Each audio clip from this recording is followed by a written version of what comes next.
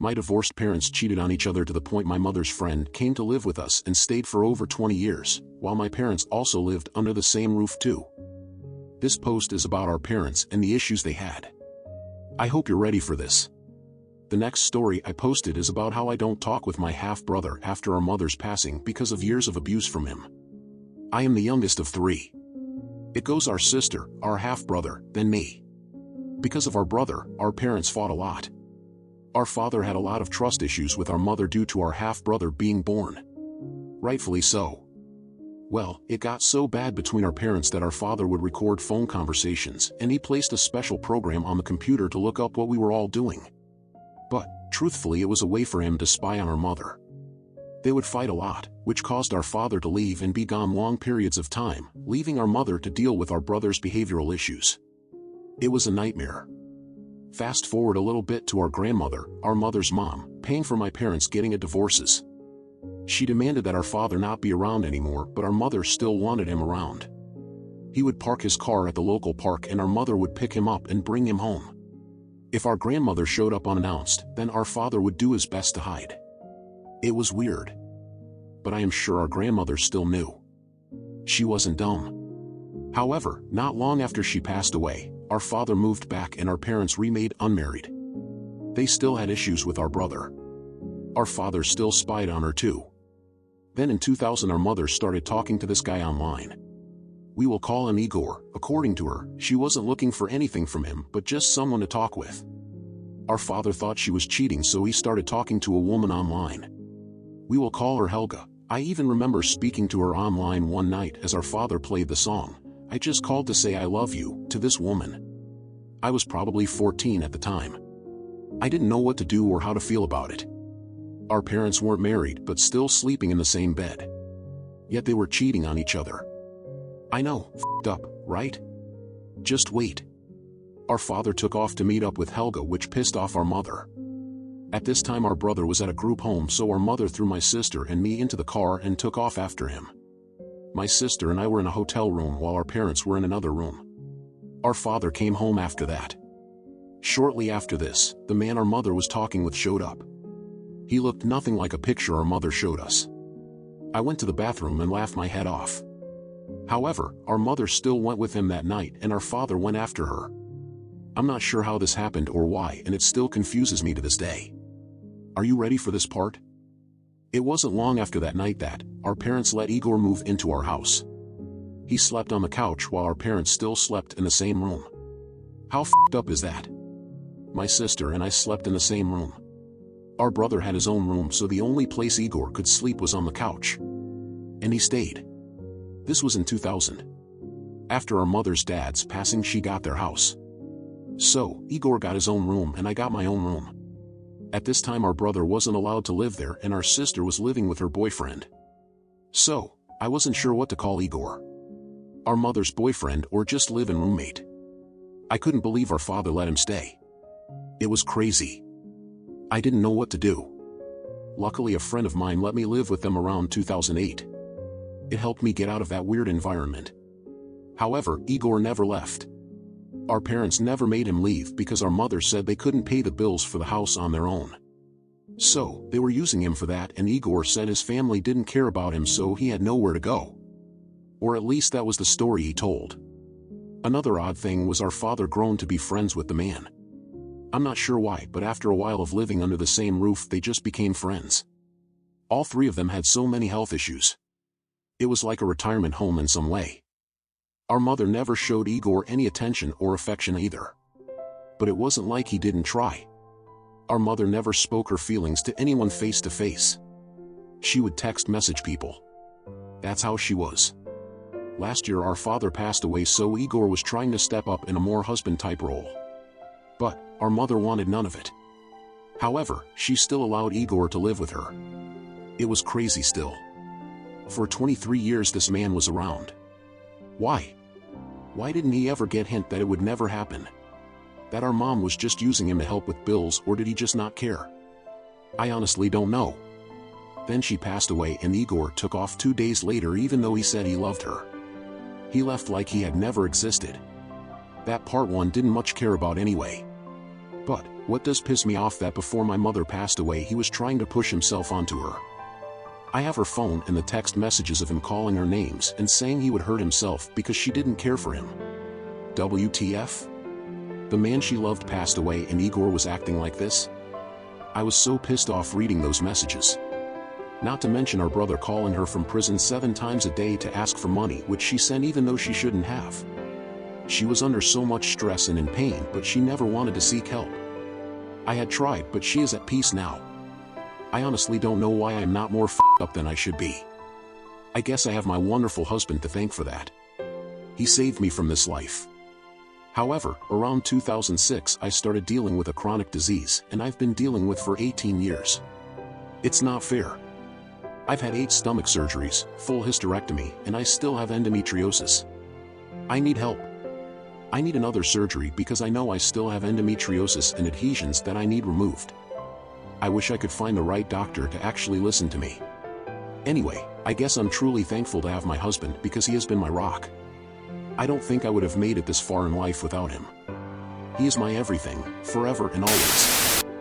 If you enjoy the video, smash that like button, subscribe to help and motivate us to continue making videos like this and much more. It's free. Leave a comment if you have stories to share and maybe yours will appear in the next video. Our team wishes you have a great day. I still can't talk to my toxic brother after our mother's passing. I am really struggling with my physical and mental health. We grew up with our brother having behavioral issues to the point he is in prison now. Growing up wasn't easy at all. Our parents fought all the time. I forgot to mention our brother is our half-brother. We have the same mother but our brother has a different father than we do. However, our father was there and raised our brother like he was one of his own. But as we grew older, our brother's attitude changed. He fell into the wrong crowd and started using drugs. He would steal things from us to sell so he could get drugs. He would hurt us physically and mentally by either hitting us or telling us he would kill us while we slept. My mom took him to therapy, to a boys' home, and to hospitals to try and help him. Nothing worked. When our brother was in one of his drug-ranging moods to get money from our mother, our dad would call the cops and they would show up. Our brother would cry like a baby and our mom wouldn't press charges even if she had a bruise on her arm where he had hit her. The cops would leave, our mom would give in and give him money and he would leave. That's how it was until he went to prison. Or so I thought. Our dad passed away last year, February 2022. Our mom passed away April of this year. When I would visit my parents, my mom got maybe 6 to 7 phone calls every day from my brother while in prison. Crazy, right? I knew she was giving him money to put on his books and it pissed me off. After all he did, she still couldn't stop. I know she gave birth to him, but why put your other 2 children through hell? I have only seen him once while he has been in prison for a 20 sentence. I would be lying if I didn't say I was relieved he could no longer hurt our parents or us physically. I was happy he couldn't get to them. However, our mom was still giving him money.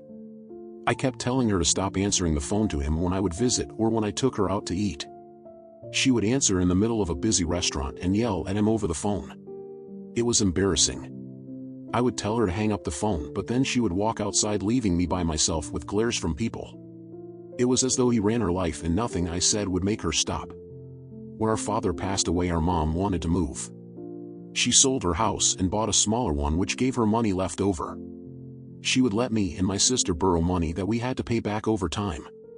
However, we found out after she passed away she was giving our brother money left and right. About $1,000 to $2,000 a month within a 5-month period that she had the new house and passed away.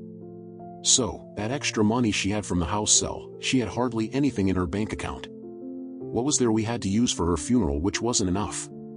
My husband and I had to throw in some, along with my sister, and we had to ask family and friends to help out too. I even made my parents earn boxes. That also put a mental strain on me. Within the month she passed away, my husband and I had been renting a house that we had lived in for 11 years. We got a notice just before our mom's passing, stating the owner wanted us out. So, we were trying to figure out where to go. When our mother passed, it was sudden and an unexpected thing, and it sucks, but out of a tragedy we were able to put a roof over me and my husband's head. The sucky part was my sister and I had to go through our mother's house to get rid of stuff. It was the hardest 2 months of my life. My mom's old house had bugs and mice that she moved them also over to the new house. She also smoked, so we had to clean not only the floors but the walls too. When I wasn't cleaning our mother's house, which I did a lot by myself because of reasons, I was packing up our own house. I had no time to grieve her death. I couldn't think about it because we had to get out.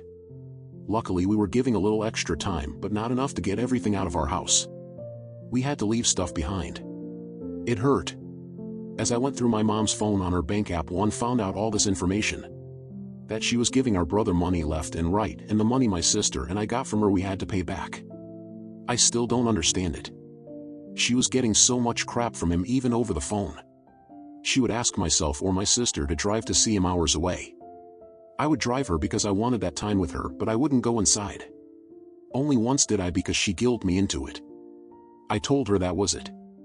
The anger from years of abuse never stopped for me. Even now. Our mom told me to get over it and forgive him so I could move on. How the f could I do that? How dare she tell me to do something like that? Every damn time I think about him, my blood boils. Years of abuse which gave me no childhood. I did my best to always play outside, and it was a lot by myself. I couldn't bring friends to my house because of him. It was rough. When she passed away, I was the one to tell our brother over our mother's phone. He didn't believe me. I would never talk to him and say something so cruel. I'm not like that. I never talked to him anyway. Well, our sister took our mother's cell phone at first, and he would call her non-stop all the time.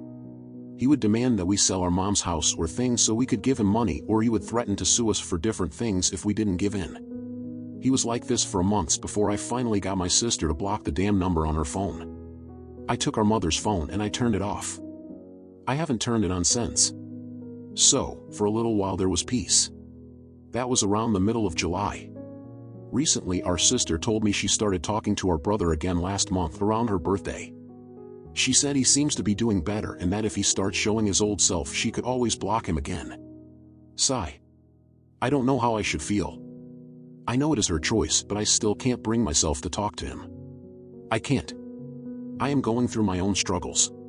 We had another uncle pass away in July, and an aunt just passed away, along with one of my dogs passed away, and my dad's dog passed away just shortly after our mom did. I have also lost 2 friends this year too. My health is really bad also. I have had 8 stomach surgeries due to endometriosis that I have been struggling with for 18 years. I've had a full hysterectomy with everything removed, along with my gallbladder and appendix. I'm still having pain from that to the point I'm walking with a cane. I have no real life outside my home because I don't know when I will have a painful episode that will drop me to the floor. My depression is so high. I've tried to seek counseling, but the 3 therapists I went to in the past wanted to talk about losing weight, which brought me down even more. I was around 190 pounds at the time. I realize that is a little heavy, but I am there, so seek help. I don't know who I can trust at this point. The only thing that is keeping me together through all this is my amazing husband. If it wasn't for him, I don't know how long I would have stayed around. He is my rock, my everything, and I feel so blessed to have him in my corner every single day. I would be lost without him. There is a lot more to this story. Things I haven't even touched on with the up shit my parents did to one another all the time, but that is for a different post, I think. For now, I needed to get this out. With people I love passing away around me and my health so damn bad that I know I need another surgery, I feel like I'm at my breaking point. I want to be pain-free from this chronic pain, and then maybe I could work on my mental health. I don't know. I am just feeling so broken, beat down, and lost.